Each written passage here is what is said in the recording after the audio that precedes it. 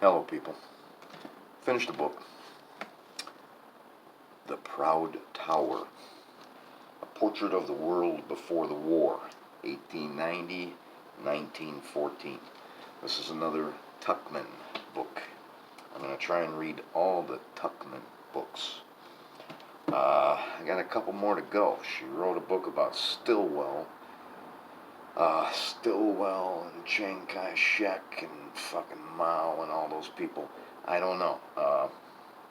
Sometimes a Tuckman book can get a little bit slow. This one got a little bit slow.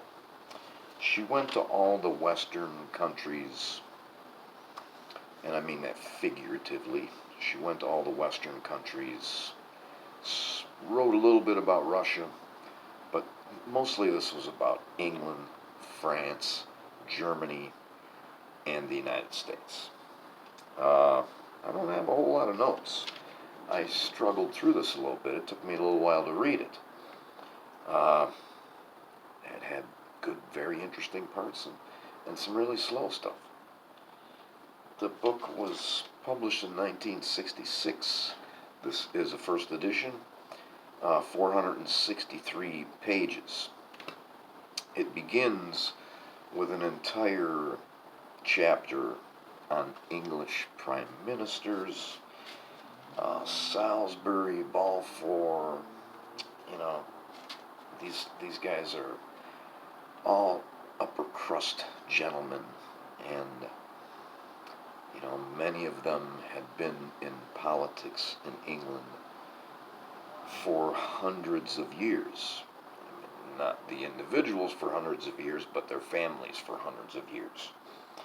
And one thing Tuckman does really good is describe somebody and describe weird little things that they do.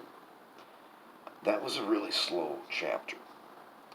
Then after that came the Anarchists, and the Anarchists was pretty interesting. I did not realize that they had assassinated so many leaders of states.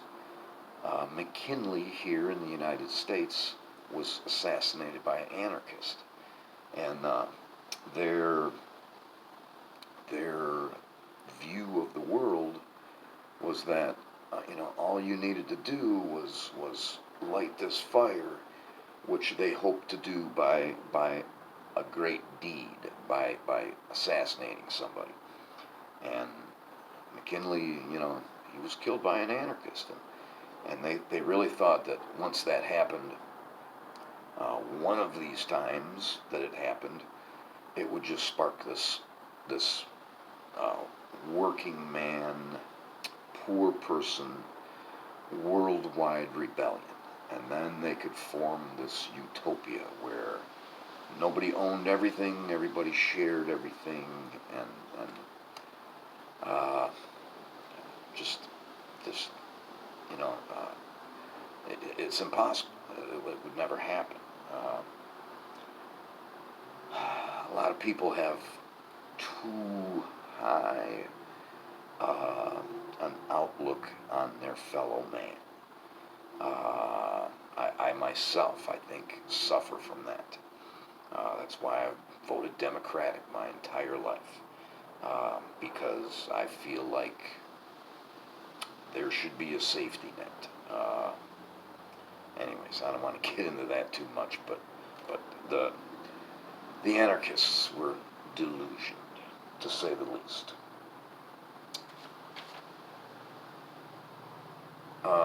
There's not much reading I have to do, but there's just a little bit. Second and third paragraph, page 100, and hopefully I can see this, because I haven't turned on any lights in here.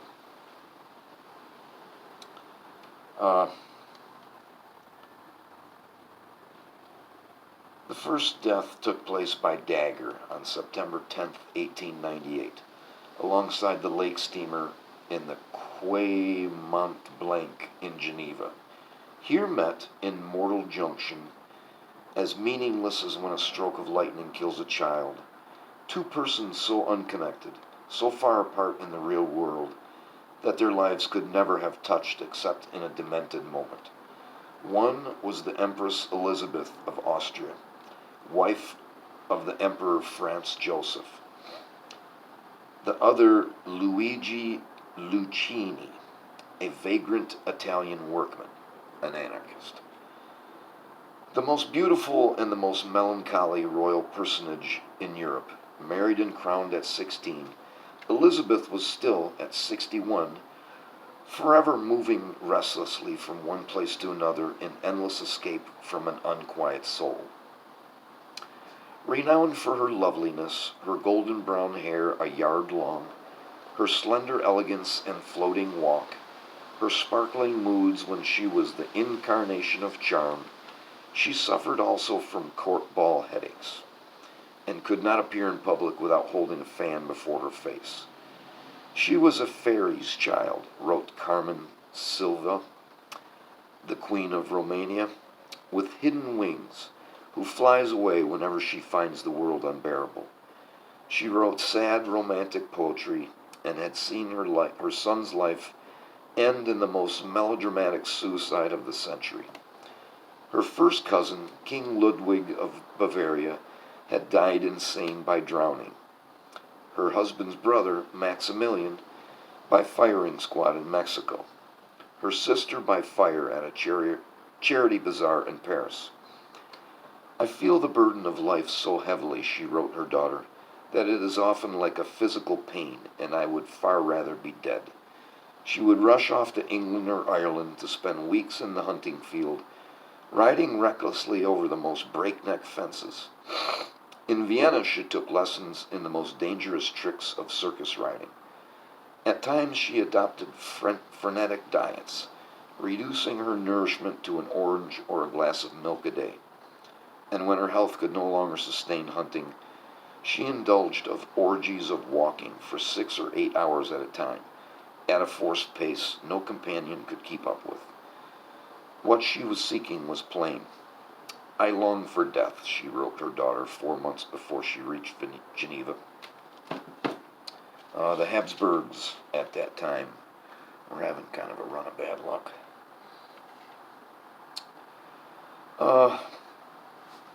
The chapter on America focuses on this guy Reed, who was Speaker of the House. I don't know if he's related to the more recent Reed, who I believe was also Speaker of the House. But they go into the Spanish-American War, and they go into the Philippine fiasco. And I've read about both of those. Of course, when I say both of those, you can't help but read about both of those because they are the same thing. It started out with the Spanish-American War, which we started. A lot of people believe that we blew up the Maine. I don't know. I don't know if we would sacrifice that many sailors just to start a war. But at first, it started out to be, a semi-justified war. But then when we got to the Philippines, and we started to fight the Filipinos, who were so dirt poor that they fought with machetes, and they actually built cannon from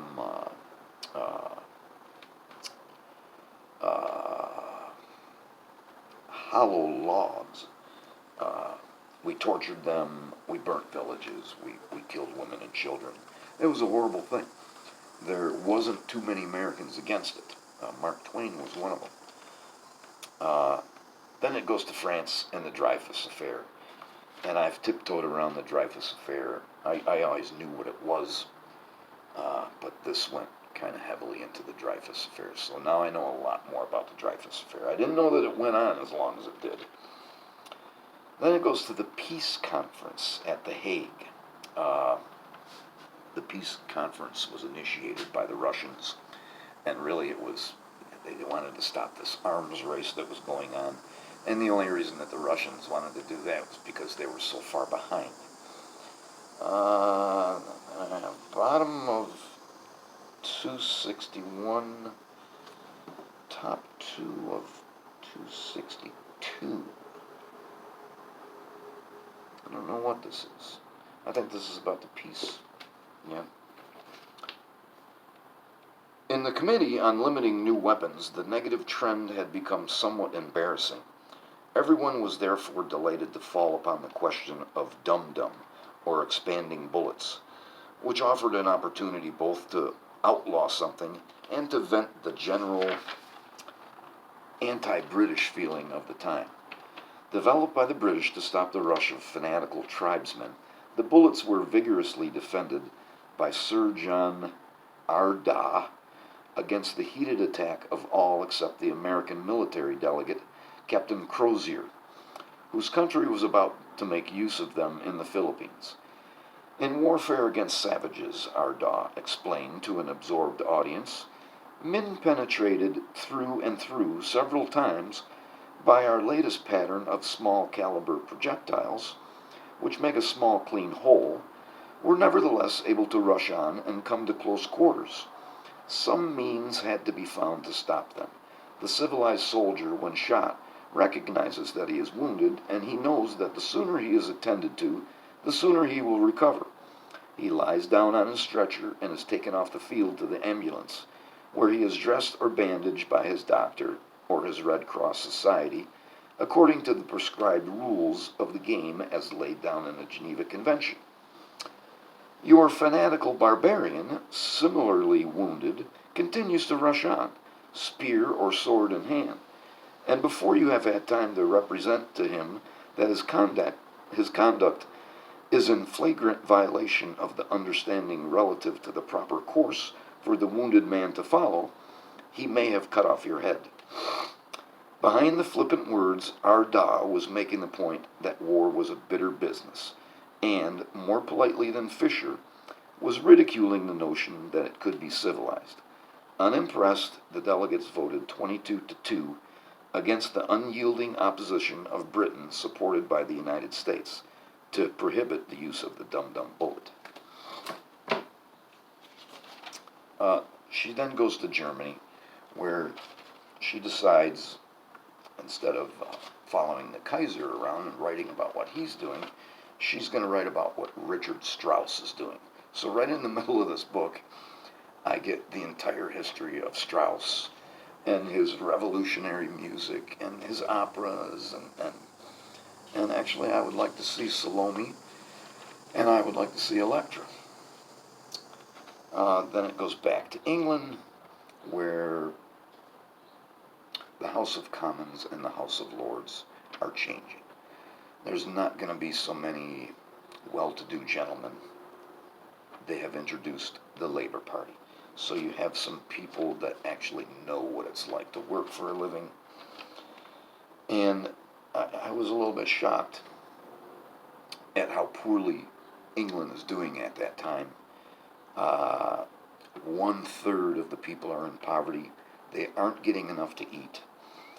And to illustrate that, the English army at that time has a height limit of 5'3" to join the army.